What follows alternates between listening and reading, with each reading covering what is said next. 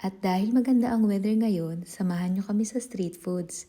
Siyempre, bago ang lahat, ako nga pala muli si Miss Au, a family living in Denmark. For today's ganap, pupuntahan natin ang street food festival dito sa amin. Excited na sana kaming lahat, pero sayang dahil hindi kami kompleto ngayon. May pasok na kasi ang asawa ko. Kahapon sana kami pupunta kaya lang grabe ang ulan. Pero buti na lang at napakaganda ng panahon ngayon. Alam niyo ba, habang naglalakad ako, napansin ko talaga na halos magkakapareho ang disenyo ng mga bahay dito sa Denmark. Napakasimple lang pero napakalinis at maayos tingnan. At isa pa sa mga bagay na gustong gusto ko tuwing ganitong panahon ay ang mga halaman at bulaklak. Nag-uumpisa na silang mag-bloom kaya kahit simpleng paglalakad lang, ang sarap sa pakiramdam dahil puro makukulay at bulaklak ang makikita mo sa paligid.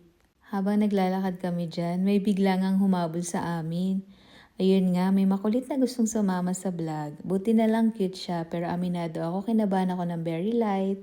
Pero hindi pa dyan nagtatapos ang aming gala. Abangan ang food trip at activities na gagawin namin. Bye for now! Aw, aw!